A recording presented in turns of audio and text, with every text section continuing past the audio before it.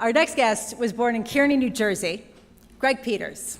He started his career in fixed income also by accident. After graduating college, spending a year in Europe and working at a surf club on the Jersey Shore, his father suggested gently that he should get a real job. His father even found the job listing that led to the start of his career. Greg joined OTS, where I believe he met his wife, the Office of Thrift Supervision, before moving to Solomon Smith Barney, where he began his journey in credit research, albeit reluctantly. He thought that they were kind of the low on the totem pole kind of group, but he realized that actually that was the most important place.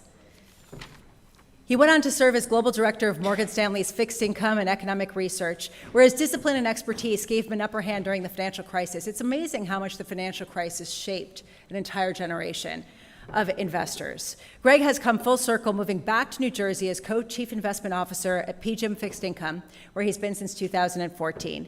He is a member of the Chatham House, the Institute of International and European Affairs, Fixed Income Analyst Society, and the Bretton Woods Committee. And he does serve as a board member for Link Educational Partners, a nonprofit organization dedicated to educational excellence for youth in Newark and the surrounding area where his family is from. Greg, please come on up.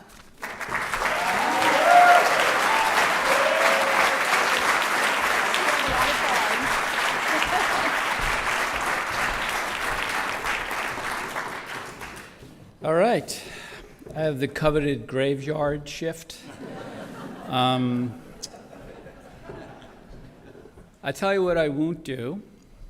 I will not start my talk with "I'll be brief," because as any kind of economist, Nathan, strategist knows, that's the death knell. If you say "I'll be brief," you go on and on. So I'll try to actually be brief, so I won't say it.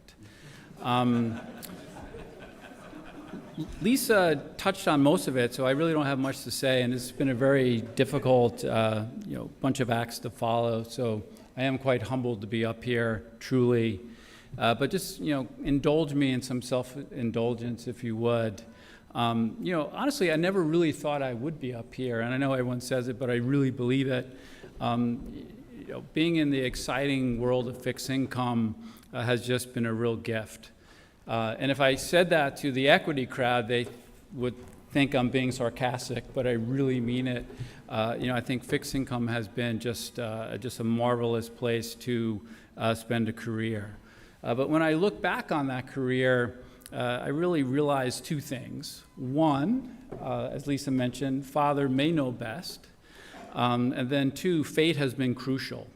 I look back and quite candidly, most of the active decision-making has been made for me. And so fate has been a real important part of, my career and my life, quite candidly.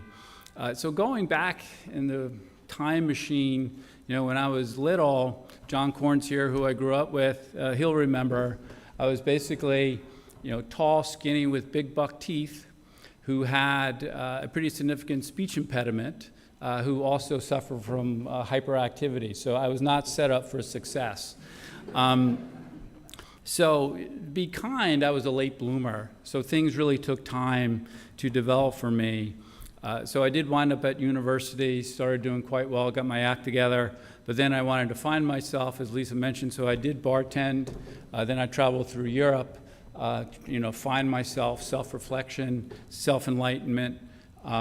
Never really came, by the way. I'm still searching for it. And then I wind up home, and as Lisa mentioned, my dad, after I got up around, just call it, noonish, there was an ad cut out in the newspaper, the paper one, on the refrigerator, and that was like a not too subtle hint that I need to kind of get my act together. So I wound up with that job that was with the government, the Office of Thrift Supervision, which was, to help out with the savings and loans crisis. But the funny part about that story is that my wife Jody, her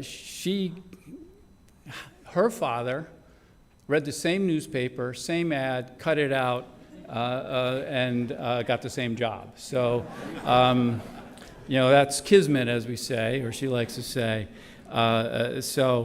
It was just a tremendous experience, honestly. As a 22-year-old kid, I had more responsibility than I do now.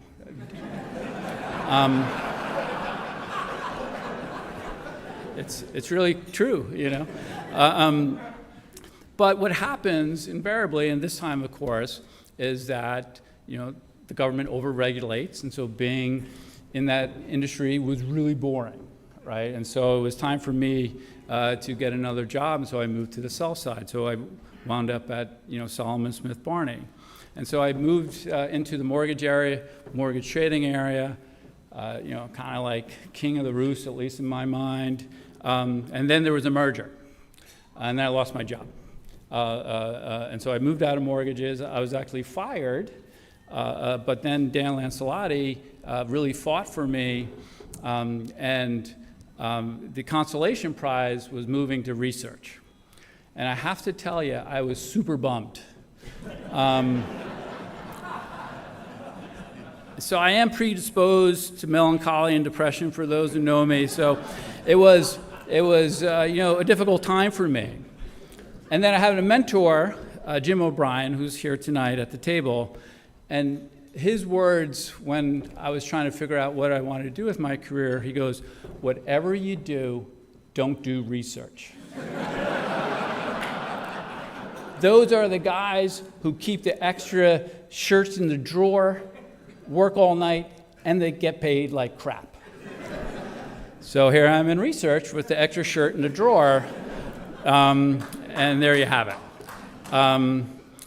And so before I realized that it was just the perfect and best job for me, I was slated to move to a home builder, Hovnanian, to be the treasurer.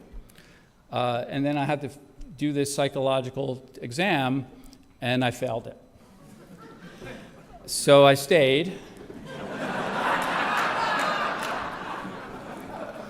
You know, for those who know me, you shouldn't be surprised that I failed that exam, by the way. You know, there's a lot of informational content in that snippet. But what I loved about research versus trading as an example is that it allowed you to zoom out, see the entire playing field, put the component pieces together. It really fit my personality. It fit my personality having to, you know, not deal with people, sit in a cubicle, just work on my kind of computer.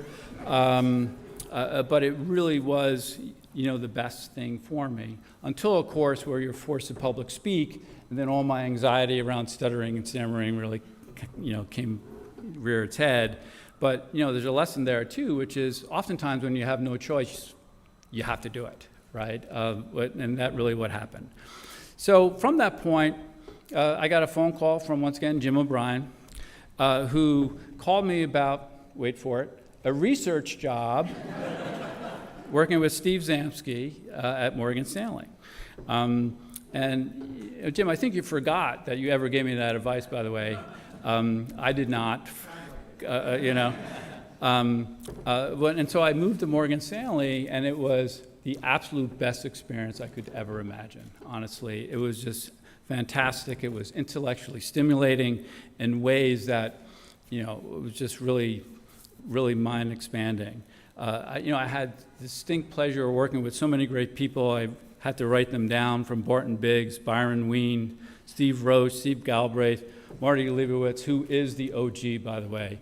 You know, the late Shivan Mahadevan, Vishy Tarupator, Ryan Marshall, Riz Hussain, the list really goes on and on. It was such a fantastic group of people and left such an indelible mark, you know, on my life, honestly.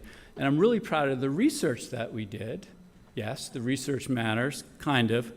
You know, we developed the first LBO screen at the time. Thank you, Riz. We published structured product and credit derivative handbooks that were quite popular at the time. The GFC, yes, Lisa, it's always back to the GFC. You know, from the Vishy's favorite of who put the L in LBO to this inverted pyramid concept. I was also almost fired by Zoe Cruz for publishing a report, change of rules, chain of fools, when the autos were downgraded and the rating agencies didn't like the tone that I took in my paper. But I'm also not ashamed to say what I loved about it were the cartoons. So, we were on the vanguard of bringing cartoons to the masses from a research perspective. I'm not sure that's something I want on my epitaph, but nonetheless, really proud of that, even though I didn't even script them. I just liked the idea that we were doing it. So I really felt our research was irreverent, relevant, and thought-provoking, and really quite proud of it. But I got tired of the sell side, honestly, and then I left. The truth is I fired myself, which was nice, before Steve Penwell did it for me. And I was really trying to figure out my next steps, and I landed at PGIM/Prudential. And it is such a special place to work, the people, and Newark, New Jersey, for those who have been, is a really special place for me personally. So you see, my dad, the one who cut the ad out of the newspaper, grew up in Newark. My grandmothers, both of them, cleaned office buildings at Prudential. My family would shop at Hanes, which is the department store in Newark that's now a Whole Foods, for Christmas. And my aunt and uncles would have dates at this dive pub right behind our building, McGovern's. So it's a really special place for me, and that connection, coupled with the connection of the people that I work with, and at the table over there, has just made this a truly special moment for me. So I joined PGIM from the sell side, from research into portfolio management, and I had no idea what I was doing, of course, and it was the support of the team from Mike Lillard, Craig Dooling, Rich Picarillo, John Vibert, the whole lot, just so supportive. I never would have been able to kind of move forward. So fate brought me to PGIM, and I'm really glad that it did. So I'll leave you with kind of 3 life axioms. One is less is more. Kind of its kissing cousin is brevity is the soul of wit. The second is it's not where you start, it's where you finish. And then third, you learn more by listening than talking. So with that, I will stop talking, and thanks for indulging me.